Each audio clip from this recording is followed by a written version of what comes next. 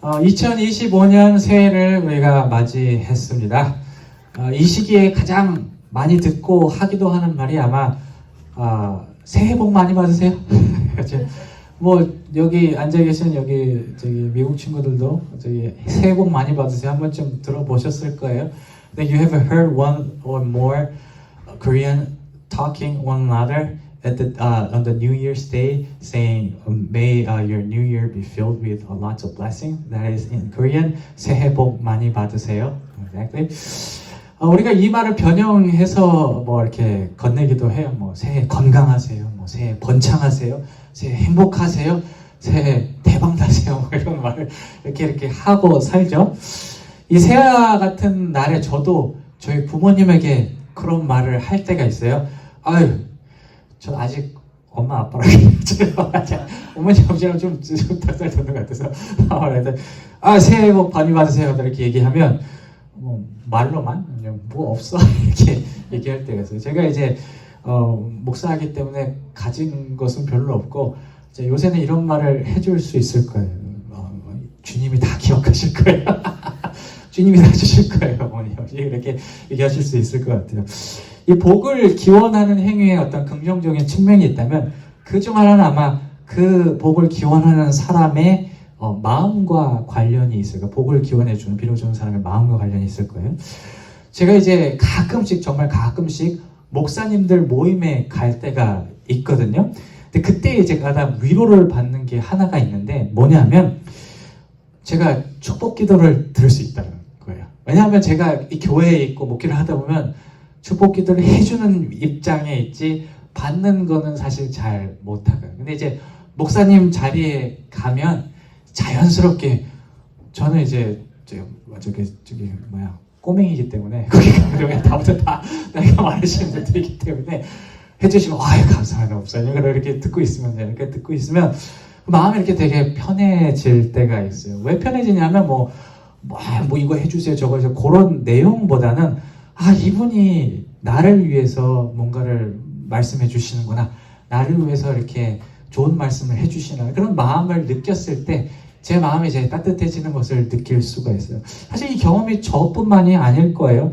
저희 이렇게 서로 뭐 새해 복 많으세요. 뭐 잘 되세요. 이렇게 좋은 말을 주고받는 것은 진짜 그렇게 되는 것도 중요하겠지만 그렇게 마음을 전하는 것, 마음이 오고 가는 것이 중요하기 때문에 이런 행위들을 계속 많이 하는 것 같아요.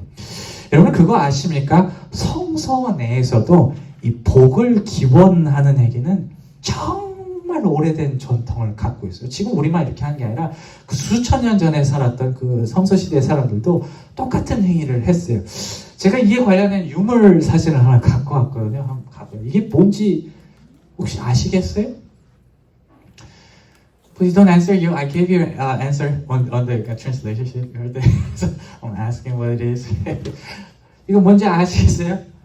한번 맞히면 제가 오늘 기도 한번 더 해드릴게요.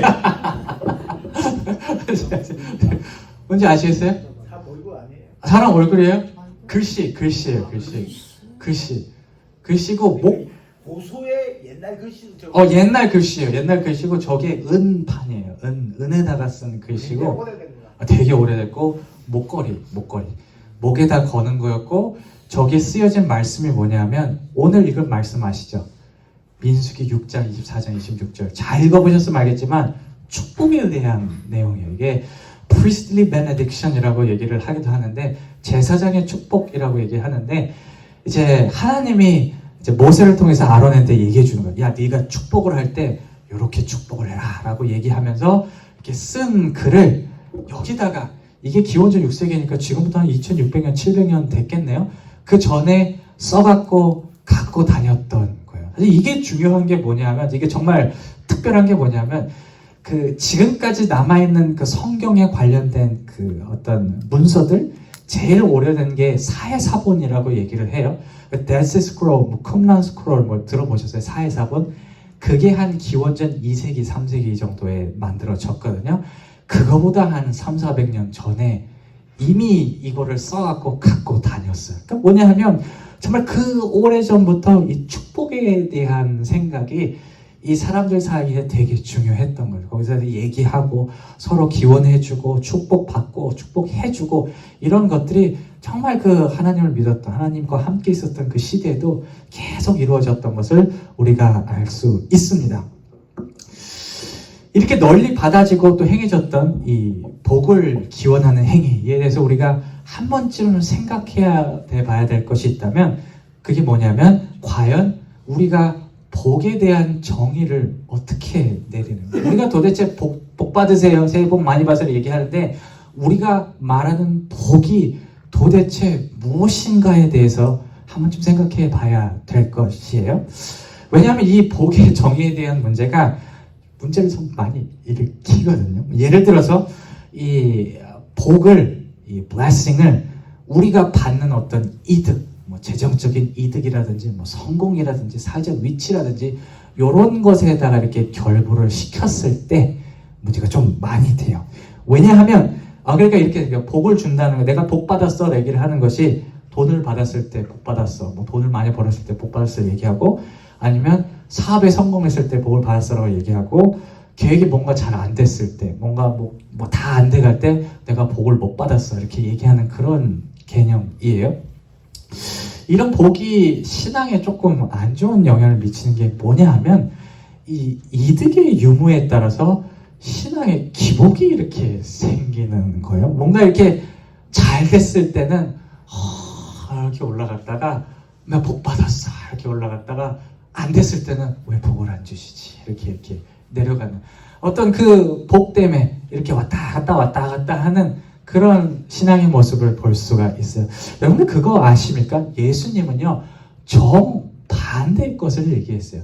그 주변에 있는 환경이 이 신앙을 움직이는 게 아니라 신앙이 주변에 있는 환경을 움직여야 된다고 얘기해요. 무슨 말씀하셨냐면 이런 말씀하셨잖아요.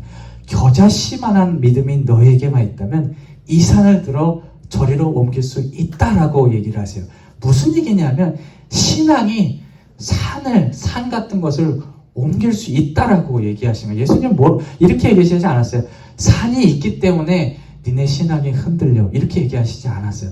신앙 때문에 너네 산을 움직일 수 있어요 얘기하셨어요. 무슨 얘기냐면 우리가 이런 주변 환경 때문에 우리 신앙이 흔들리는 게 이게 결코 좋은 것이 아니라는 거예요. 신앙이 오히려 그 상황을 아우를 수 있어야 한다는 것이 사실 복에 관련된 것과 연결이 되어야 한다는 말입니다.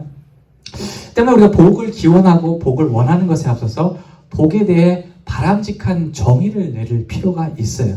저는 마태복음 5장을 읽다가 예수님이 말씀하신 복에서 그 힌트를 찾을 수가 있었습니다. 이게 이제 8가지 복, 8복이라고도 하고 산상수훈에서 얘기해 주신 말씀인데 우리 한번 쭉 같이 읽어보도록 하겠습니다. So read this verse all together.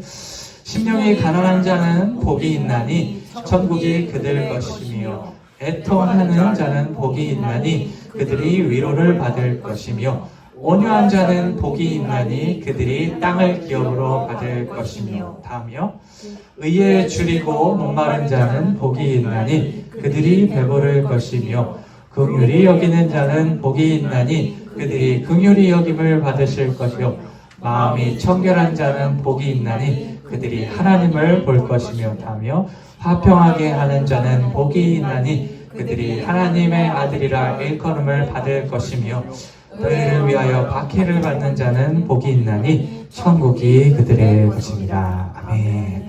참 좋은 말씀이에요. 복에 대해서 쭉 말씀을 하고 계시는데 이 8가지 복이 갖고 있는 한 가지 제일 재미있는 특징이 뭐냐면 이 복들이 세상적인 이득과 별로 관련이 없는 내용의 복들이라는 사실이에요.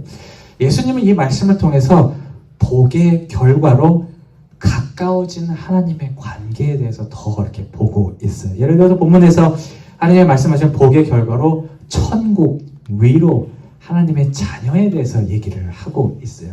우리가 5절과 8절을 보면 땅에 대해서 얘기하고 배부름에 대해서 얘기하고 있는데 전통적으로 땅은 말이죠. 하나님께 속한 것으로 이해를 했어요. 땅을 받는다, 유산으로 받는다는 것은 하나님의 통치 안에 들어간다는 얘기와 맞먹는 것이고 여기서 오늘 배부름 또한 많이 먹어서 배부른 것도 있겠지만 문맥상에서는 영적으로 너희를 정의를 추구했기 때문에 의를 추구했기 때문에 하나님께서 영적으로 채워주신다라는 그런 배부름에 대해서 얘기하면서 이 하나님과의 관계에 대해서 복을 연결시키고 있어요. 한마디로 말해서 예수님이 말하는 복이란 하나님과 가까워지는 것이다 라는 것을 이 팔복을 통해서 우리가 알 수가 있습니다. 오늘 나눈 말씀 우리가 복에 대해서 얘기할 때 우리에게 가져올 어떤 외형적인 것에 초점을 두지 말 것으로 얘기를 해요. 어려워요? 어렵긴 어려운데 오늘 본문이 얘기하는 것은 진정한 복이란 하나님과 가까워지는 것이다 라고 얘기를 해요. 이 복에 대한 이러한 이해는 우리에게 겉으로 좋아 보이는 것에 대한 다른 관점을 제시를 해요. 만일 나에게 정말 실질적이고 즉각적인 이득이 되는 것이 내게 있을지라도 그 결과 내가 이 이득을 받는 것을 결과로 하나님과 멀어진다면 그것은 복이 아니라 독이라고 우리는 얘기를 해야 될 것이에요. 마찬가지로 우리가 좋아 보이지 않는 것들, 그것 때문에 우리가 힘들게 하고 어려울지라도 그것의 결과로 우리가 하나님과 가까워진다면 그것은 독이 아니라 복인 것입니다. 방금 읽은 팔복에서도 예수님이 바로 이것을 얘기하고 있어요. 예수님이 얘기한 것 중에 뭐가 있냐면 심령이 가난한 자, 심령이 가난하다가 한다면 마음이 되게 곤고한 거예요. 되게 이렇게 불편한 거예요. 되게 조금 이렇게 부족한 그런 거고 애통한 자, 슬픈 거예요. 뭔가 되게 잘 되지 않고 그리고 박해를 예수님 때문에 박해받고 정말 구박받고 그런 것이 복이 될 수 있는 것은 이 과정을 통해서 우리가 주님께서 주시는 위로를 더 값지게 여길 수 있게 되고 이 과정을 통해서 또 천국과 가까워질 수 있기 때문에 이것이 복이다라고 말씀하고 계시는 것입니다. 우리가 믿는 사람들이라면 복을 기원하거나 원할 때 이렇게 예수님께서 제시하신 복에 대한 원리를 한 번쯤은 기억해야 할 것이에요. 말씀을 정리할게요. 오늘 이 자리를 빌어서 새해 첫 예배에 여러분들께 이렇게 말씀하고 싶어요. 오늘 여기 모인 모든 분들의 한 해의 삶에 하나님께서 정말 기쁘고 좋은 일들을 많이 일어나게 해줬으면 좋겠어요. 정말 제가 늘 기도하는 것 중에 하나님 우리 성도님들의 삶을 지켜주시고 좋은 것들을 채워주세요 라는 그런 말씀을 계속 해오고 있지만 지금도 또 이렇게 하고 싶어요. 설령 그렇지 않은 순간들이 있더라도 결국 모든 상황이 주님과의 돈독하고 깊은 관계로 이어졌으면 좋겠습니다. 왜냐하면 그것이 진정한 복이기 때문입니다. 올 한 해 주님의 은혜와 복이 충만하시기를 주님의 이름으로 축원합니다.